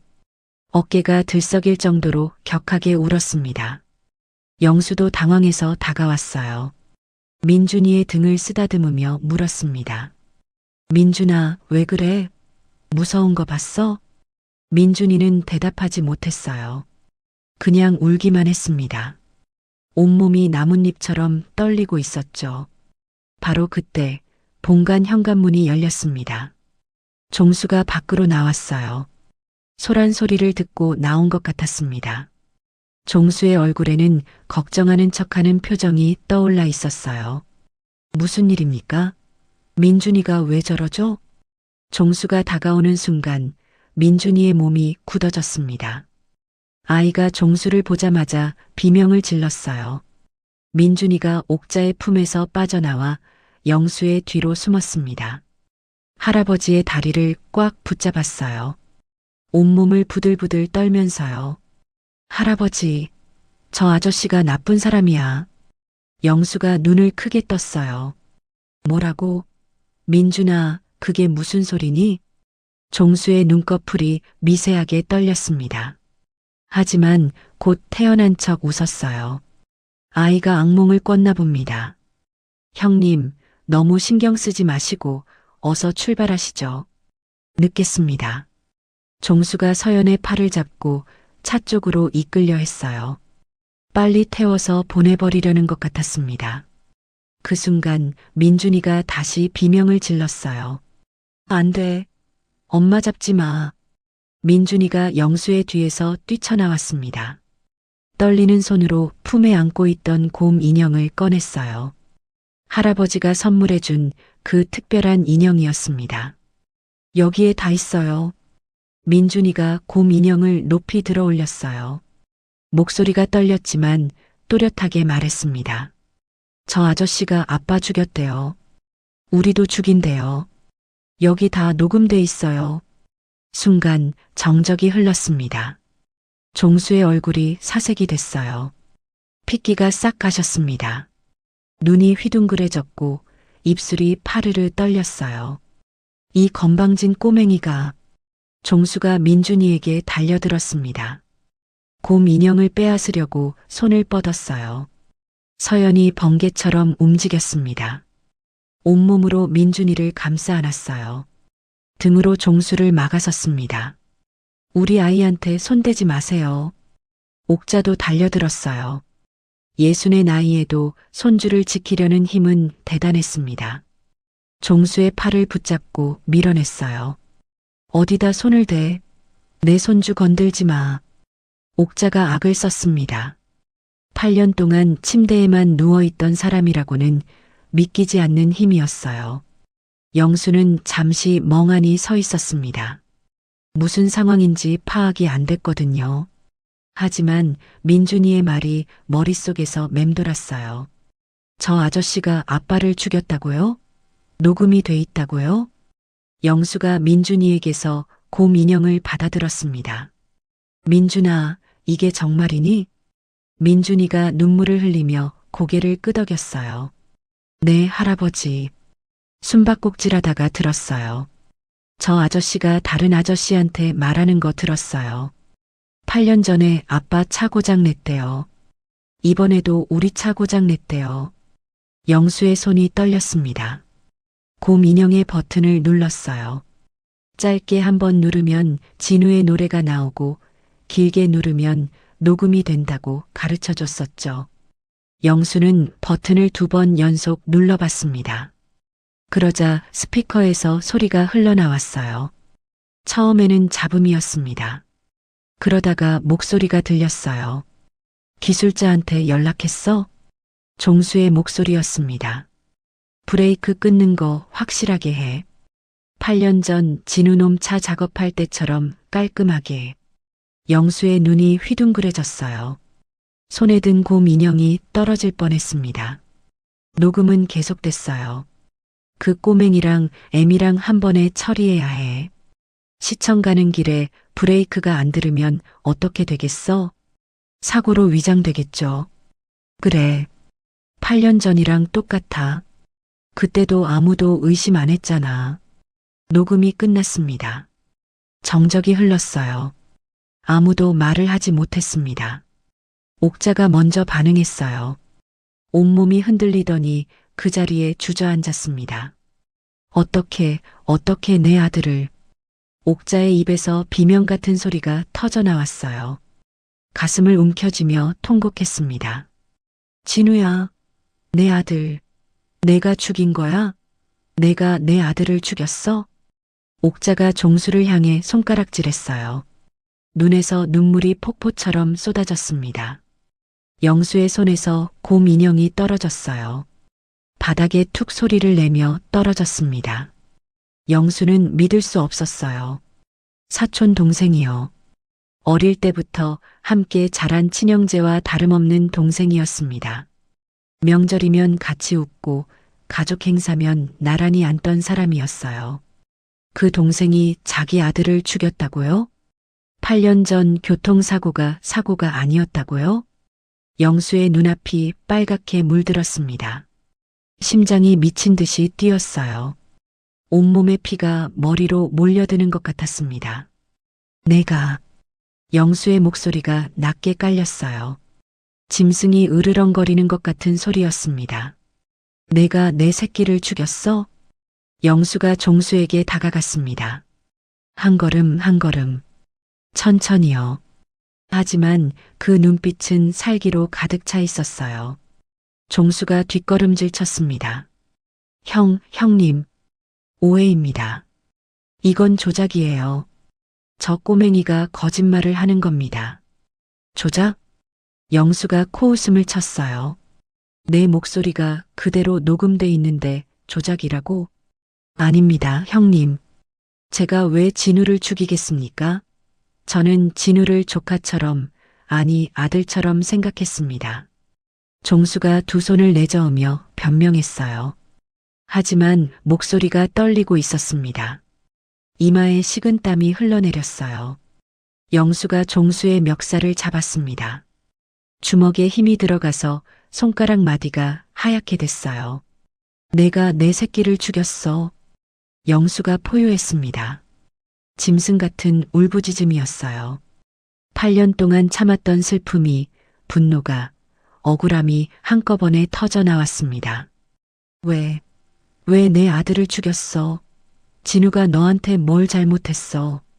영수가 종수를 흔들었어요. 종수의 머리가 앞뒤로 흔들렸습니다.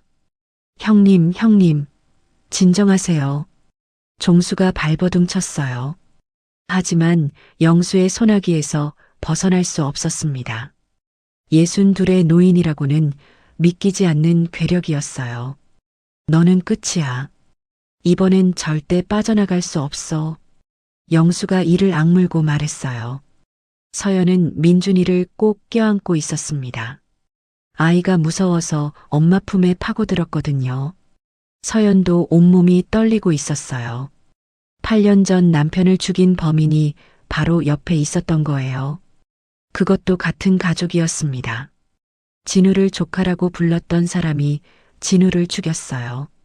서연은 치가 떨렸습니다. 하지만 지금은 민준이를 보호하는 게 먼저였어요. 민준아, 괜찮아. 엄마가 있어. 서연이 민준이의 머리를 쓰다듬었어요. 민준이는 엄마 품에서 울고 있었습니다. 영수가 비서실장에게 소리쳤어요. 경찰 불러. 지금 당장. 비서실장이 허겁지겁 전화를 걸었습니다. 저 멀리서 경찰 사이렌 소리가 들려오기 시작했습니다. 영수의 지시로 보안팀이 종수와 신복을 포박했어요. 종수는 두 팔이 뒤로 꺾인 채 끌려가면서도 악을 썼습니다. 나를 누구로 아는 거야? 나는 한성그룹 부회장이라고. 이거 안 나. 종수가 발버둥을 쳤어요. 하지만 소용없었습니다. 경찰차 문이 닫혔어요. 종수가 창문 너머로 영수를 노려봤습니다. 도끼 어린 눈빛이었어요. 하지만 영수는 눈 하나 깜빡하지 않았습니다. 경찰차가 출발했어요. 사이렌 소리가 점점 멀어졌습니다. 서연은 민준이를 꼭 껴안고 그 모습을 바라봤어요. 온몸이 떨리고 있었습니다. 민준이가 엄마 품에서 고개를 들었어요. 엄마, 나쁜 아저씨 이제 안 와? 응, 안 와. 경찰 아저씨들이 데려갔어. 이제 안 무서워도 돼. 서연이 민준이의 머리를 쓰다듬었어요. 그런데 옥자가 이상했습니다. 시어머니는 아까부터 한마디도 하지 않고 서 있었어요. 얼굴이 새하얗게 질려 있었습니다. 눈동자에 초점이 없었어요. 어머님? 서연이 조심스럽게 불렀어요. 옥자가 휘청거렸습니다. 그리고 그 자리에 쓰러졌어요. 어머님! 서연이 비명을 질렀습니다. 영수가 달려왔어요. 여보, 여보, 정신 차려. 영수가 옥자를 부축했어요. 옥자의 눈이 감겨 있었습니다. 얼굴이 창백했어요. 급히 의사를 불렀습니다. 의사가 진찰을 하고 고개를 저었어요. 심한 충격을 받으셨습니다. 당분간 절대 안정이 필요합니다. 옥자는 안방 침대에 누워 며칠 동안 일어나지 못했어요. 눈을 떠도 멍하니 천장만 바라봤습니다. 밥도 먹지 않았어요. 물도 거의 마시지 않았죠. 영수는 걱정이 됐습니다. 8년 전 아들을 잃었을 때도 이랬어요. 그리고 옥자는 8년 동안 침대에만 누워 있었습니다. 또다시 그렇게 될까봐 두려웠어요. 서연도 매일 시어머니 곁을 지켰습니다.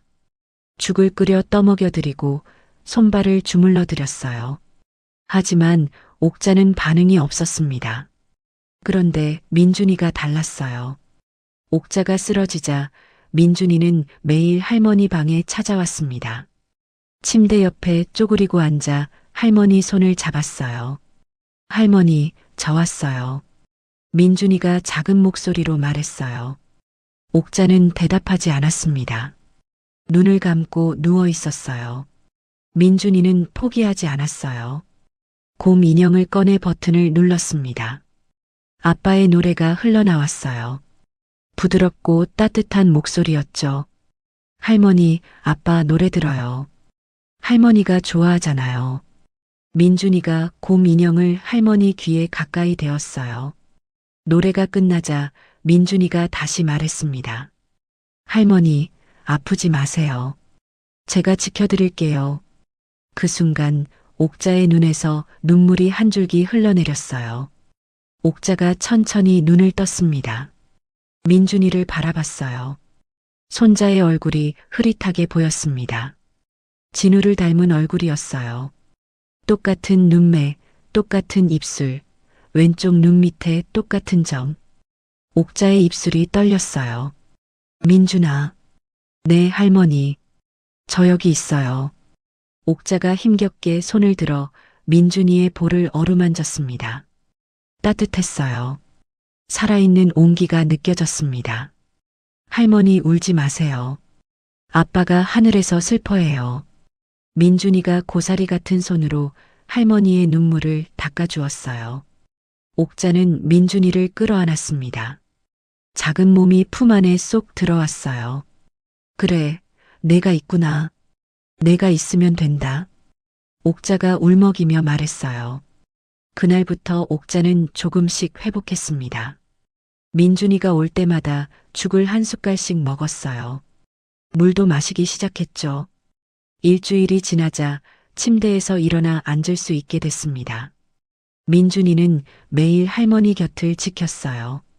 할머니 손을 잡고 학교에서 있었던 일을 얘기해 주었습니다. 할머니, 오늘 학교에서 그림 그렸어요. 할머니 그렸어요. 우리 강아지가? 할머니 예쁘게 그렸어? 네. 세상에서 제일 예쁘게 그렸어요. 옥자가 웃었어요. 8년 만에 되찾은 웃음이었습니다. 한편 경찰 수사가 진행되고 있었습니다. 종수의 신복이 모든 걸 자백했어요. 8년 전 진우의 차 브레이크를 조작한 것, 이번에 서연의 차도 똑같이 손을 봤다는 것, 모두 종수의 짓이었다고 털어놓았습니다. 기술자도 잡혔어요. 8년 전에 종수에게서 돈을 받고 진우의 차 브레이크를 끊었다고 자백했습니다. 모든 증거가 일치했어요. 종수는 빠져나갈 구멍이 없었습니다. 뉴스에 대서특필됐어요. 온 나라가 떠들썩했습니다. 재벌가의 권력 다툼이 살인으로 이어졌다는 사실에 사람들은 분노했어요. 재판이 열렸습니다. 증거가 명백했어요. 녹음 파일, 신복의 자백, 기술자의 증언. 종수는 변명할 여지가 없었습니다. 피고인 김종수를 무기징역에 처합니다. 무기징역? 평생 감옥에서 살아야 한다는 뜻이었습니다. 판결이 끝난 날 영수는 진우의 묘소를 찾았습니다. 가을이었어요.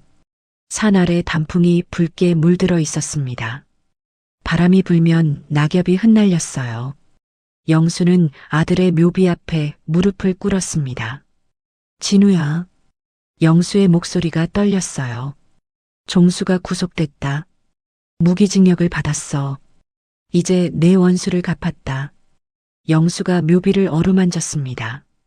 차가운 돌이었어요. 아비가 멍청해서 널 죽인 놈을 곁에 두고 살았다. 8년 동안 웃고 떠들며 밥을 먹었어. 그놈이 내 원수인 줄도 모르고. 영수의 눈에서 눈물이 흘러내렸어요. 용서해다오. 이 못난 아비를 용서해다오. 영수는 묘비 앞에 엎드려 한참을 울었습니다. 서연도 묘소를 찾았어요. 민준이의 손을 잡고 왔습니다. 서연은 묘비 앞에 섰어요. 8년 만이었습니다.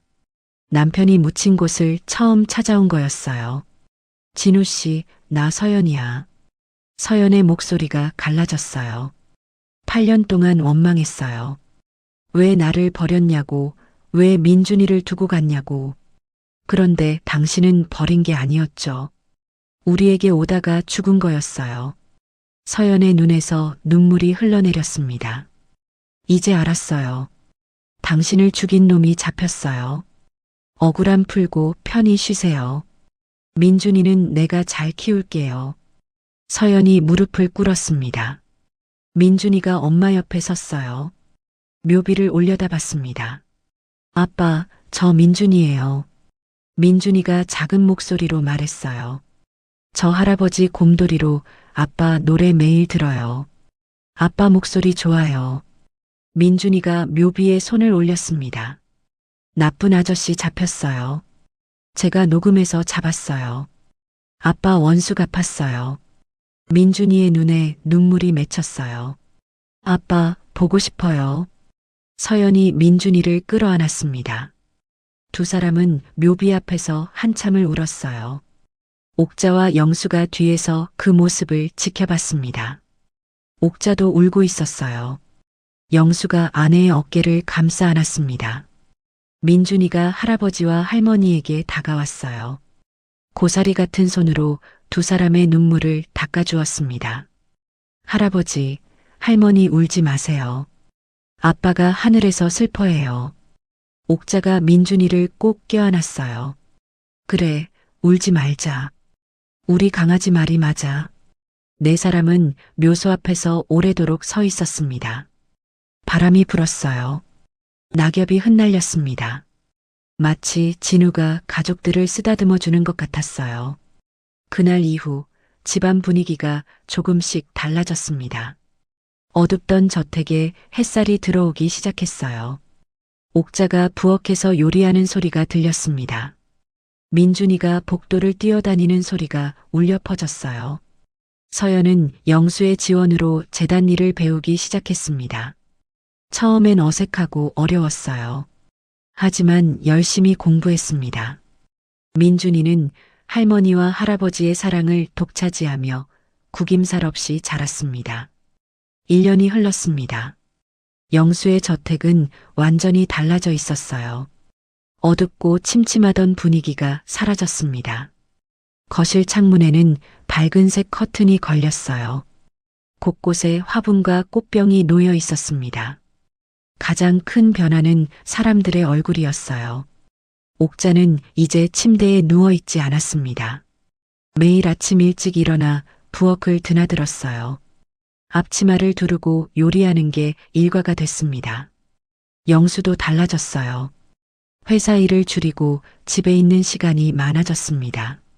손주와 함께 보내는 시간이 그 무엇보다 소중했거든요. 서연은 재단 일을 배우며 당당한 사회인으로 성장했어요. 처음엔 어색하고 서툴렀지만 이제는 회의에서 자기 의견을 말할 수 있게 됐습니다. 민준이는 9살이 됐어요. 키도 훌쩍 크고 이제는 제법 의젓한 모습이었습니다. 그날은 특별한 날이었습니다. 민준이의 9번째 생일이었거든요. 옥자는 아침부터 부엌에서 분주하게 움직였어요. 오늘은 손주가 좋아하는 음식을 직접 만들기로 했습니다. 오늘은 내가 다 할 거야. 아무도 부엌에 들어오지 마. 옥자가 가족들에게 선언했어요. 냉장고에서 닭을 꺼냈습니다. 어젯밤부터 양념에 재워둔 거였어요. 달콤하고 매콤한 냄새가 부엌 가득 퍼졌어요. 양념치킨이었습니다. 1년 전 민준이가 먹고 싶다고 했던 그 양념치킨이요.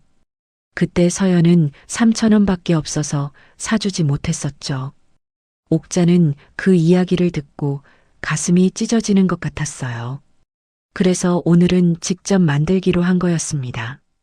세상에서 가장 맛있는 양념치킨을요. 저녁이 됐습니다. 식탁에 음식이 차려졌어요. 중앙에는 양념치킨이 놓였습니다. 윤기가 자르르 흐르는 닭다리와 닭날개가 수북이 쌓여 있었어요. 그 옆에는 갈비찜, 잡채, 불고기, 계란말이가 놓였습니다. 민준이가 좋아하는 음식들이었어요. 옥자가 하루 종일 준비한 진수성찬이었습니다. 우와! 민준이가 식탁을 보고 눈이 휘둥그레졌어요. 입이 떡 벌어졌습니다. 할머니, 이거 다 할머니가 만든 거예요? 그럼 우리 강아지 생일인데 할미가 직접 해야지. 특히 이 치킨 할미가 튀기고 양념까지 다 했어. 옥자가 자랑스럽게 말했어요. 민준이가 식탁으로 달려갔습니다. 양념치킨 앞에 서서 코를 킁킁거렸어요. 냄새 진짜 좋다. 할머니 최고. 네 사람이 식탁에 둘러앉았습니다. 영수가 자리에 앉으며 말했어요. 자, 오늘의 주인공 민준이를 위해 건배하자. 모두가 컵을 들었어요. 민준이 생일 축하한다. 컵이 부딪히는 소리가 났어요. 모두가 웃었습니다. 민준이가 젓가락을 들었어요. 양념치킨 닭다리를 집었습니다. 그런데 자기 입에 넣지 않고 옥자 앞으로 가져갔어요. 할머니 먼저 드세요. 옥자가 깜짝 놀랐어요. 아이고, 우리 강아지. 내 생일인데 왜 할미한테 먼저 줘? 할머니가 힘들게 만들었으니까요. 할머니가 제일 먼저 드셔야죠. 민준이가 닭다리를 옥자 입에 가져다 댔어요. 옥자는 눈물이 핑 돌았습니다. 입을 벌려 한 입 베어 물었어요. 맛있다. 할미가 만든 거라서 더 맛있네. 옥자가 웃으며 말했어요. 민준이도 닭다리를 집어들었습니다.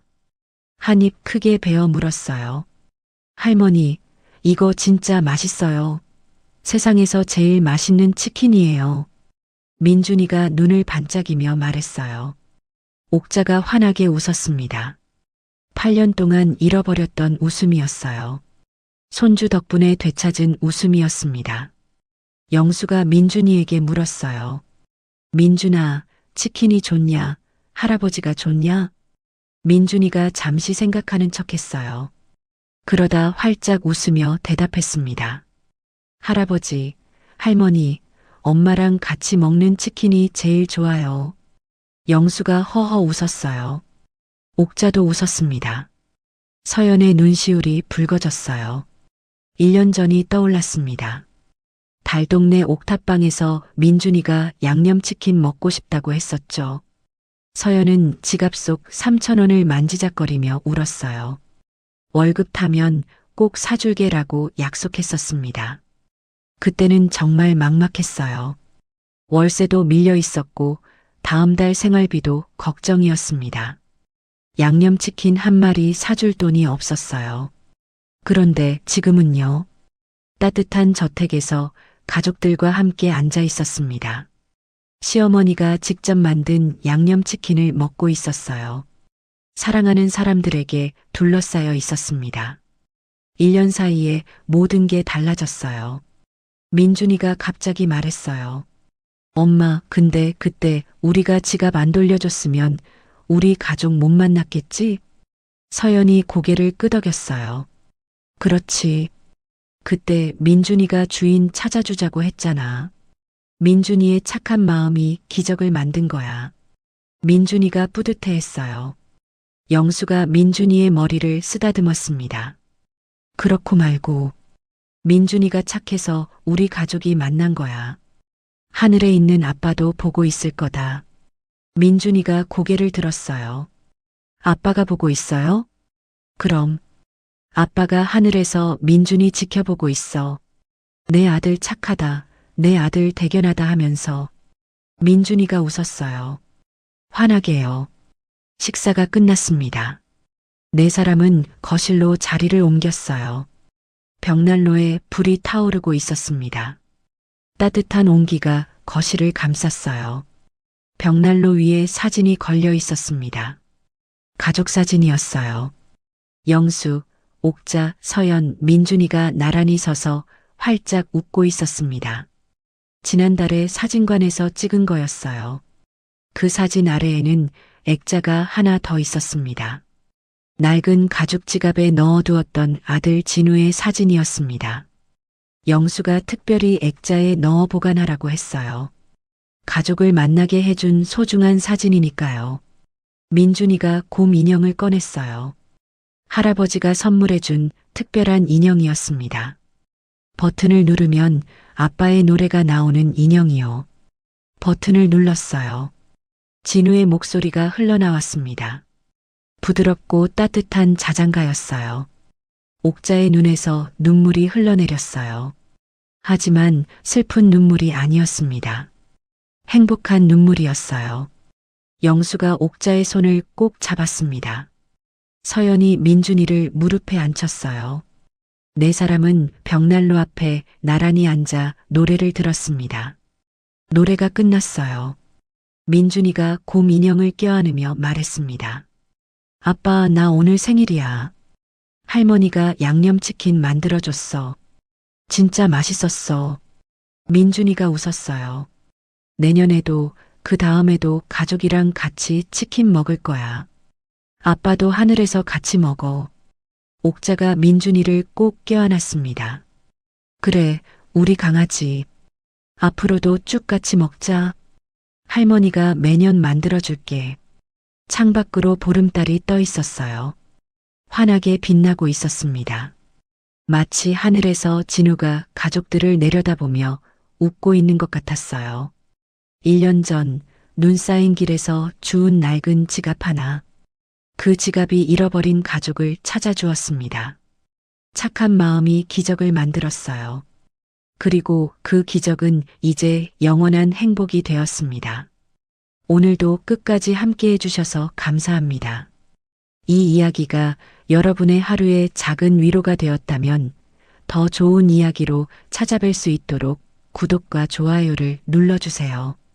그리고 사연의 주인공들에게 전할 따뜻한 응원도 댓글로 부탁드립니다. 오늘도 건강하시고 늘 좋은 일만 가득하시길 바랍니다.